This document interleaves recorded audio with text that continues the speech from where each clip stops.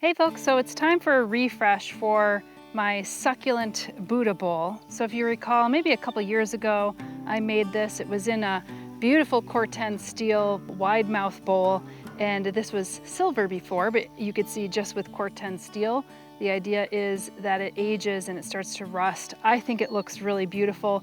The rust actually protects this product. I always get a kick out of it because whenever I see reviews on Amazon or something, people will be like, it rusted right away, and it's that's what it's actually supposed to do. So we really like the look, but you could see on the inside here, I don't quite like the look anymore because it is just filled with weeds.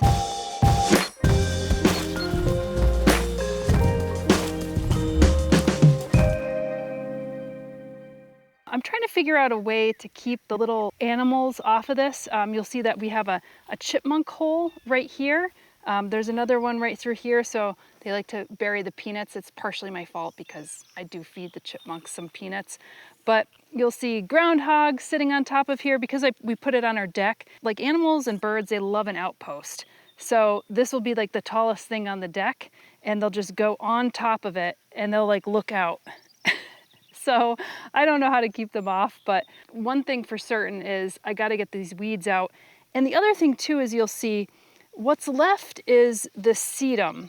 I mean, if you could look past the grass and the goldenrod and the dandelion and the oxalis, you'll see that there's sedum in here. This is one type of sedum, another type, there's a little maybe Angelina sedum right here. And no sempervivums, and these are what I mean by sempervivums, these nice big chunky ones right here with the imbricated leaves and the beautiful geometry.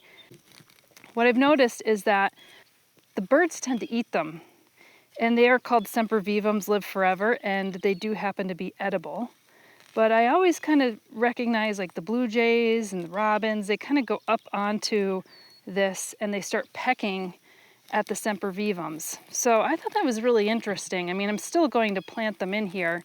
And the only thing I could think of is maybe if I get a big kind of like wire cloche that I could put something that doesn't look, ugly, because obviously you want to make this look pretty.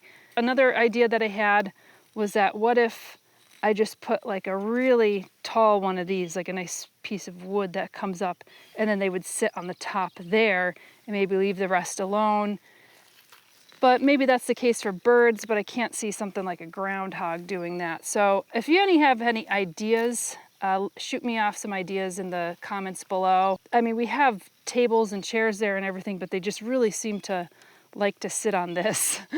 And you know what happens when you get like little critters sitting on this? They might drop a berry or something, or they might poop something out, and then all of a sudden you have like a little honeysuckle or something growing in here as well. But I like to keep the general look of this, and I figured one thing I could try is oftentimes I'm planting these small sempervivums. So ones like this I get from Mountain Crest Gardens, which they have so many different cultivars and varieties. And then I went to one of our local farms and I found these big chunky ones. And I was like, maybe I should try one that's like really well established. But I figured let's give it a shot. And then here, let me just grab. I'm going to keep the ones that are well rooted in here while trying to take out the weeds. What's nice about this is that these are so easily rootable. Even if they don't have little roots on it, you could just stick them in there. But what I found out is when I was taking I've got some of the sempervivums that are unrooted, that Mountain Crest sells, and those get pulled out right away. So I'm going to try not to do that as much in this one. And I used a nice perlite, Espoma organic cactus and succulent mix, and a bonsai mix for the top. And I've also noticed that we had a really wet summer. We had a wet winter as well in most cases. And I said, I should probably have added a little bit more perlite here, because occasionally we had so much water that there was water sitting in here. So I'm not going to take this whole thing out because part of this is working for me. And I think what I'm going to do is just augment this with a bit more perlite in some sections. So I'm going to take out a lot here because my plan is to take one of those big ones and plant them up in here in the back. Kind of feels like cheating because I've been using all these like small Sempervivums, but I really do want to try a large one to see if it's more resistant to the animals. And this could be very much an indoor planting as well. I leave this out in the winter. These are actually all hardy to our zone. So we're in a zone 5-6, and you could see what's actually hardy to your zone. It's pretty amazing because the first time I saw these growing was actually in my uncle's yard, kind of where his stone path is. And he's also in Pennsylvania, so he's like a zone 5-6 in the mountains. I was impressed. I was like, are those hardy? I was a lot younger back then. And he said, yeah, they come back every year. This one I'm always surprised is hardy. This one is Orostachys, and it's Malacophylla. This is the Chinese Dunce Cap. And these seem so delicate. Like their leaves are not as thick as some of the other succulents, and it gets this amazing, beautiful flower. I have this planted up in another pot elsewhere. So I got another one, but I think this is going to be too delicate because you can see it kind of grows up like that. It's going to be too delicate for the animals that frequent this planting. I could not buy this. It's two negatives in a sentence right there, but this has been sitting in this pot for a while. This is, I got this at Iron Kettle. And I'll just plant this right in there just like this. And what's challenging about it is that it's growing down around the pot. So I'm gonna have to put these little guys up here.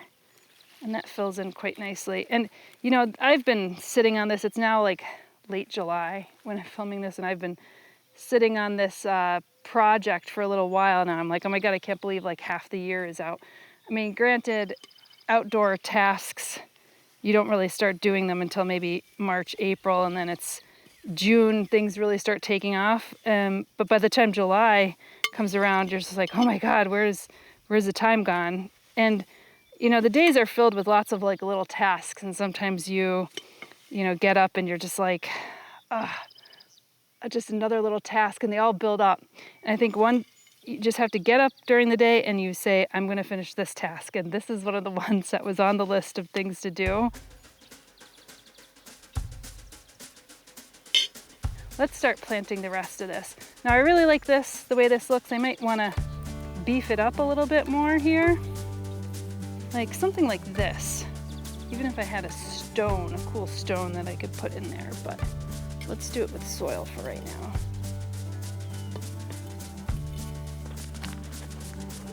There's a little frog in here too. Hi, Mr. Frog, I don't mean no harm.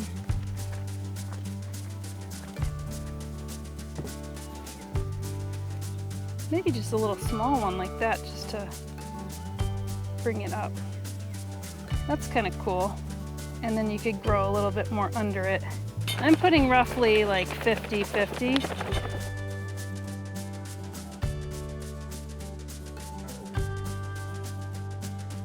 Now, I could technically go, if I wanted to, another big chunky one right here. But I think I'll leave this one for another plant or another project. Even if I have space in between, I think that's gonna be okay.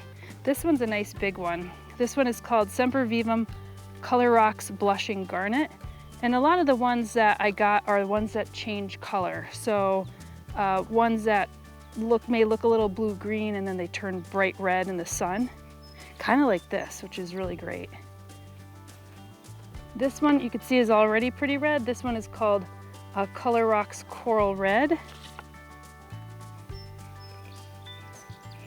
I like that we already kind of got this project started, so I'm not filling up this bowl the entire way. Now this is starting to look a little worse for wear. You could see that this has died back a little bit, but I'm gonna keep it because I think we could take maybe this other sedum. So this is a Sedum pallidum variation Bithnicum. And maybe we could just, almost like a comb over, we'll just do that here. And this is where the chipmunk holes were, so we just have to fill that up a little bit. I don't think there was any chipmunk living there. I just think that it probably buried a couple sunflower seeds or peanuts in that area, and then maybe something else dug it up.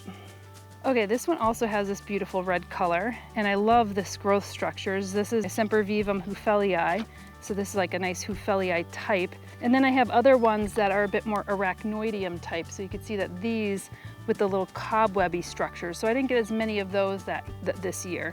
These Houfelii types I really like. I think their growth structure is really pretty. I'll put that right in between the sedums here.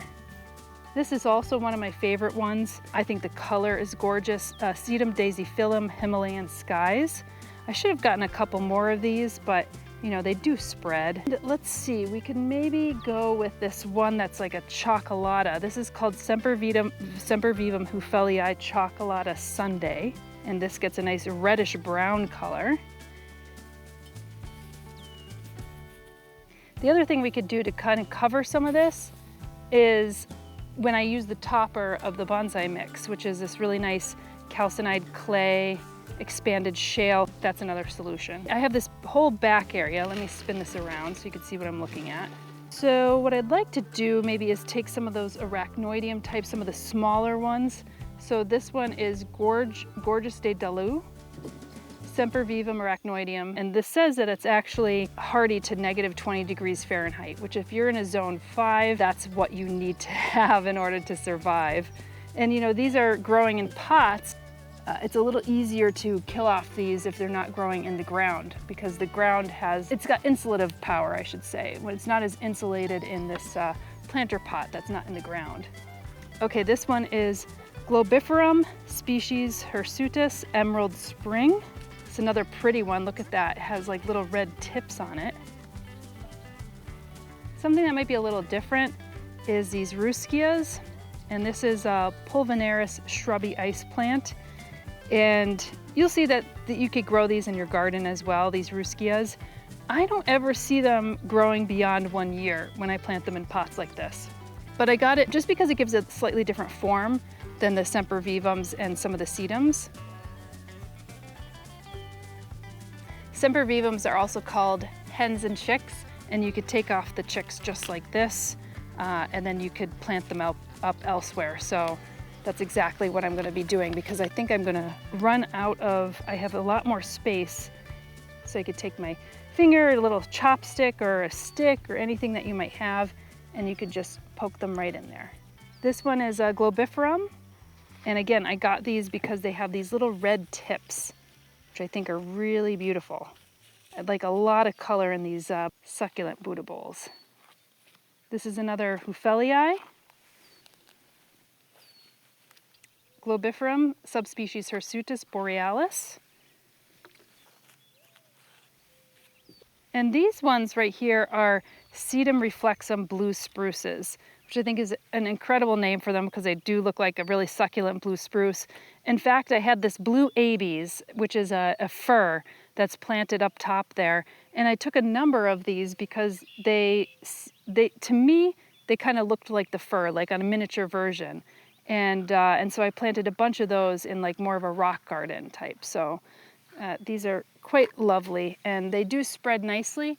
Although, again, whether they survive the birds and the beasts, we'll see.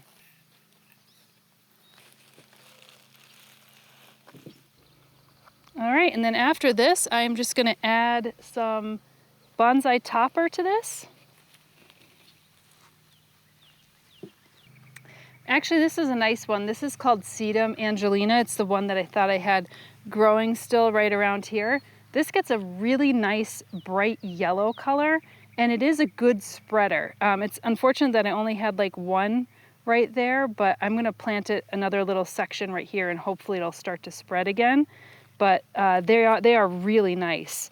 And I planted some in the landscape as well, and some of the stones here.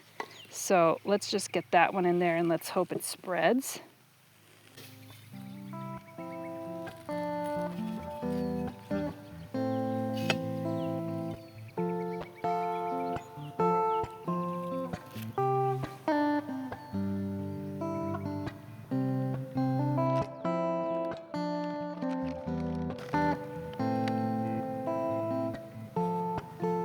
And before I mix this bonsai in with the rest of this, but for right now I'm just going to use it as a topper. It also just looks really nice. It makes it look really finished.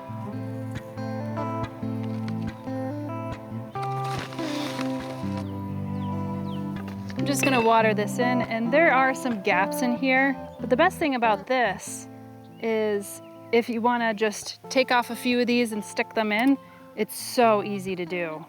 For right now, I'm gonna start with this and see how it goes. Maybe put it in a safer place so that the animals aren't necessarily crawling right on it at first. Maybe I could elevate it even more so it's harder for like at least the groundhogs, which are a bit chubbier than a chipmunk, will have a harder time getting up on it. So this is the refresh, and I have all these other little tasks that I need to do just to kind of get a little bit more of a finished look on the decks and the patios. This is where we've landed, and on to the next project. We're doing group botanical tours later this year next to Costa Rica and Thailand. Go to homesteadbrooklyn.com, click the Learn tab, and head over to Botanical Tours for more information, or find the link below in the description. And if it's something that you'd like to do in the future, be sure to sign up so you know when next trips launch. We'll see you in the next video or on one of the tours.